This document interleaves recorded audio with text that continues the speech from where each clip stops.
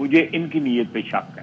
انہوں نے تو اپنا قبلہ جو ہے وہ بنا لیا ہے واشنگٹن، اور یہ 20 جنوری کا کر رہے ہیں انتظار کہ اس صورتحال میں ان پہ کون اعتبار کرے. پی ٹی آئی کی نیت پر شک ہے، انہیں اپنا قبلہ واشنگٹن کو بنا لیا ہے. پی ٹی آئی والے امریکہ میں لابنگ کر رہے ہیں، ٹرمپ انتظامیہ سے امیدیں لگا لی ہیں. یہ سمجھتے ہیں کہ ٹرمپ انتظامیہ کا ایجنڈا نمبر 1 بانی پی ٹی آئی ہوگا. ٹرمپ انتظامیہ کا دباؤ آیا تو پاکستان اپنے مفادات کے مطابق فیصلہ کرے گا. وزیر دفاع خواجہ آصف کے پروگرام میں اعتراض میں گفتگو، کہا مذاکرات سبوتاژ کرنے کا میرا کوئی ارادہ نہیں. چاہتا ہوں سیاسی قوتوں میں گفتگو ہو، دعا ہے مذاکرات سے حل نکل آئے، لیکن امید نہیں کہ کوئی حل نکلے. ہم نے اقتدار کا ٹھیکہ نہیں لیا ہوا، آج اقتدار ہے کل نہیں ہوگا، مگر اس مرتبہ اسمبلیاں بھی اور حکومت بھی مدت پوری کریں گی.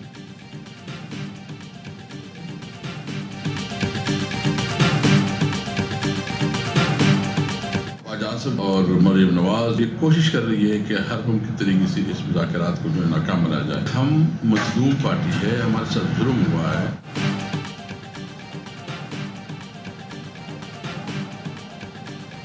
خواجہ آصف اور مریم نواز کی کوشش ہے مذاکرات ناکام بنائیں. ان دونوں کی باتوں پر انتہائی افسوس ہے. اسد قیصر کہتے ہیں ہم نے اپنے مطالبات میں کافی کمی کی تاکہ ملک آگے بڑھے. ذہن سے نکال دیں ہم کسی دباؤ میں آئیں گے، مذاکرات چاہتے ہیں اس لیے بات کرنے میں احتیاط کر رہے ہیں. علی محمد خان کہتے ہیں پہلے ہی کہا تھا سنجیدہ مذاکرات میں 9 دن کا وقفہ نہیں ہوتا. مذاکرات سے ابھی بھی مایوس نہیں، مذاکرات کامیاب ہوئے عوام سمیت سب کا فائدہ ہوگا. خواجہ آصف اپنی وزارت سے متعلق بھی بات کیا کریں، کب تک اس مفلوج اور پاہج حکومت کا بوجھ اٹھائیں گے. پروگرام اعتراض میں گفتگو.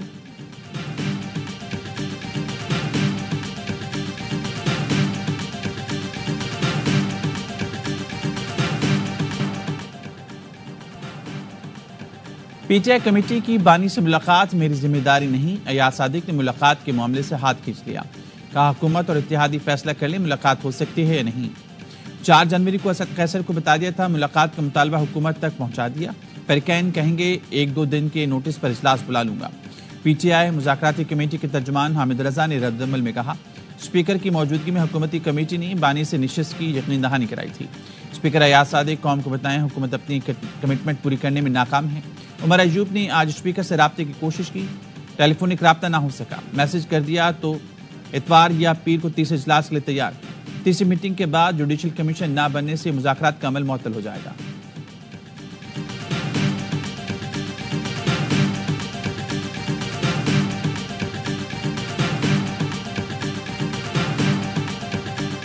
وفاق نے سندھ میں ہمیشہ ستیلا سلوک کیا. سندھ کے وسائل کسی نہ کسی بہانے روکے جاتے ہیں، وسائل نہیں ملتے تو مسائل بھی حل نہیں ہوتے. چیئرمین پیپلز پارٹی بلاول بھٹو کا تقریب سے خطاب، کہا پاکستان کی ترقی کے لیے کراچی کی ترقی ضروری ہے. کراچی کا پانی اور انفراسٹرکچر کا مسئلہ اب نجی شعبے سے مل کر حل کریں گے.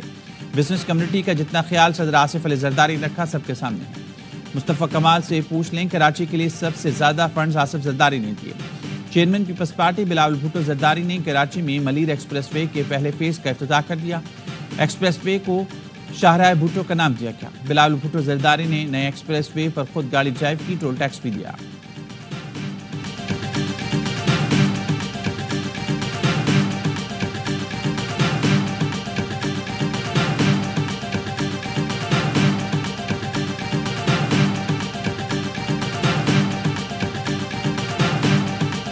ملکوں کو بھی پتا ہے فتنہ کون ہے. فتنہ اس وقت اڈیالہ جیل میں ہے.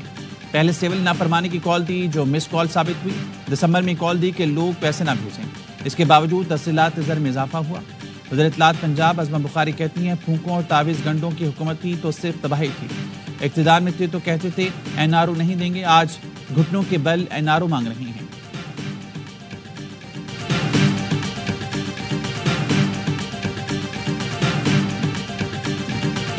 کم از کم پی ٹی آئی کر رہی ہے، اور پی ٹی آئی کو میں ایک پولیٹیکل پارٹی نہیں سمجھتا، ایک یہ تحریک ہے. خان صاحب سے پوچھا میں نے، انہوں نے کہا کہ آپ آواز اٹھائیں رول آف لا کے لیے، لیکن آرمڈ ریزسٹنس نہیں. خیبر پختونخوا سے یہ ابھی تولی امین آ رہے ہیں. پہلے میں نے پرویز خٹک صاحب کو بھی انہی مسلح جتھوں کے ساتھ لشکر کشی کرتے دیکھا. پی ٹی آئی تحریک ہے اور جہاد کر رہی ہے. بانی نے کہا آزادی کی آواز اٹھائیں، مسلح مزاحمت نہیں. پی ٹی آئی رہنما علی ظفر کے سیمینار سے گفتگو. اسپیکر پنجاب اسمبلی بھی ایونٹ میں موجود تھے. کہا بانی پی ٹی آئی انتشار کی سیاست کرتے رہی ہیں. گنڈا پور سے پہلے پرویز خٹک لشکر کشی کرتے رہے. علی ظفر نے کہا حکومت ماضی چھوڑے اصولوں پر بات کرے. حکومت مذاکرات ضرور کر رہی ہے لیکن دیکھ کے کہیں اور رہی ہے. ملک احمد نے کہا آپ تعصبات سے نکلیں تو بات ہوگی.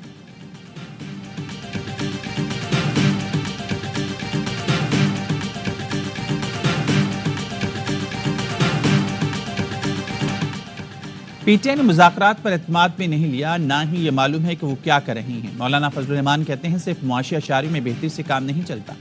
جب تک روپے کی قدر میں بہتری نہیں آتی عام آدمی کو ریلیف نہیں ملے گا. حکومت کا مدت پوری کرنا نہ کرنا الگ بات ہے، جائز ناجائز ہونا الگ بات ہے. مدتیں تو مارشل لا بھی پوری کر لیتی ہیں. سوال یہ ہے کہ کیا الیکشن صحیح ہوئے؟ خالد مقبول صدیقی میرے گھر مدارس ایکٹ سمجھنے آئے تھے. وہ وزیر تعلیم ضرور ہیں لیکن میرے گھر وہ زیر تعلیم ہیں.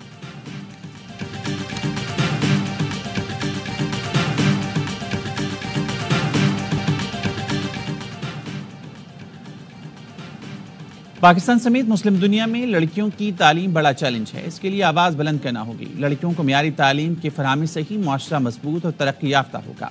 طالبات اپنی قابلیت سے بین الاقوامی معیشت میں بھرپور کردار ادا کر سکتی ہیں. لڑکیوں کو تعلیم نہ دینا ان کو روشن مستقبل کے حصول سے روکتا ہے.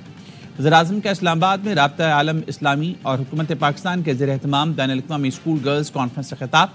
کانفرنس میں شریک وزراء تعلیم سے گفتگو میں کہا خواتین کی تعلیم کے حصول میں متعدد چیلنجز کا سامنا ہے. پاکستان میں 2 کروڑ سے زائد بچے اسکولوں سے باہر ہیں. زیادہ تعداد لڑکیوں کی ہے. کانفرنس میں OIC کے سیکرٹری جنرل ڈاکٹر حسین ابراہیم طاہا، مسلم ورلڈ لیگ کے سیکرٹری جنرل شیخ ڈاکٹر محمد بن عبد الکریم العیسیٰ اور نوبل انعام یافتہ ملالہ یوسفزئی بھی شریک ہیں.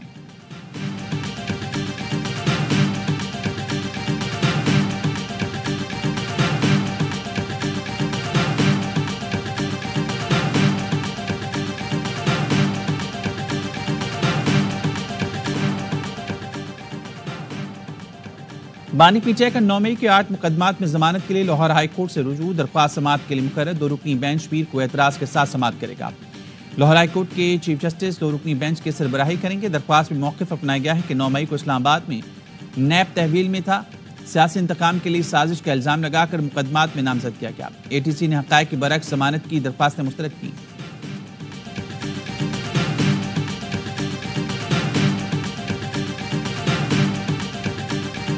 ہمارا صوبہ ایسے نااہل اور نالائقوں کے ذمہ آ گیا ہے. ہم نے ایک پورا منصوبہ ان کے حوالے کیا تھا. آج بدامنی آپ کے سامنے ہے. جو صورتحال پاڑا چنار کی ہے اس میں جب تک ہم پراپرلی انٹروین ہماری فوج اور وفاقی حکومت نہیں کرتی، صوبائی حکومت اس کی متحمل نہیں ہے کہ اس چیز کو ٹھیک کر سکے.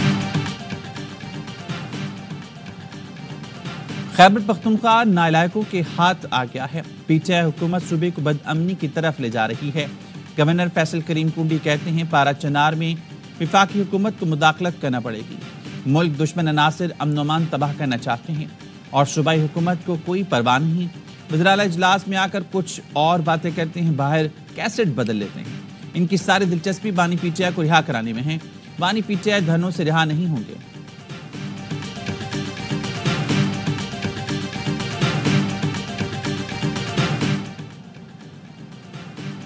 پارا چنار میں ہم مشن ایک قدم اور آگے. ضلع کرم میں تمام مورچے اور بنکرز ختم کرنے کا حکم جاری. آج سے لوور کرم، خارکلی، بالس خیل میں مورچے مسمار کیے جائیں گے. ڈی سی نے نوٹیفیکیشن جاری کر دیا. متعلقہ محکموں کو عملہ اور مشینری فراہم کرنے کی ہدایت. مورچے اور بنکرز ختم کرنے کا فیصلہ اپیکس کمیٹی اور گرینڈ جرگے نے کیا تھا.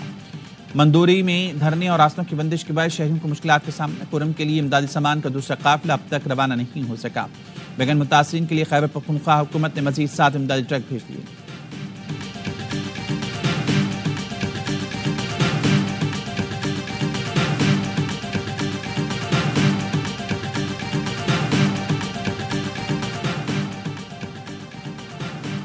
کراچی میں خونی ٹریلر نے ایک اور جان لے لی. سائٹ ایریا میں ٹریلر نے موٹر سائیکل سوار میاں بیوی کو کچل دیا. غنی چرنگی قریب حادثے میں بیوی جاں بحق، شوہر زخمی. ٹریلر ڈرائیور موقع سے فرار ہو گیا. زخمیوں لاش اسپتال منتقل. اسرائیلی فوج کے حملوں میں مزید 32 فلسطینی شہید، 200 کے قریب زخمی ہو گئے. نصیرات میں سونی فوج کی فائرنگ سے ایک اور صحافی شہید ہو گیا. غزہ میں اب تک 203 صحافی لقمہ اجل بن چکے. شمالی غزہ میں آخری فعال اسپتال میں جنریٹر چلانے کے لیے ایندھن ختم ہو چکا. دیگر طبی سازوسامان کی بھی شدید قلت. اسرائیل کی رکاوٹوں کی وجہ سے شدید سردی میں لاکھوں فلسطینی بنیادی ضروریات سے محروم. نیو یارک یونیورسٹی نے غزہ پر اسرائیلی جارحیت کے خلاف احتجاج کرنے والے 11 طلبہ کو 1 سال کے لیے معطل کر دیا.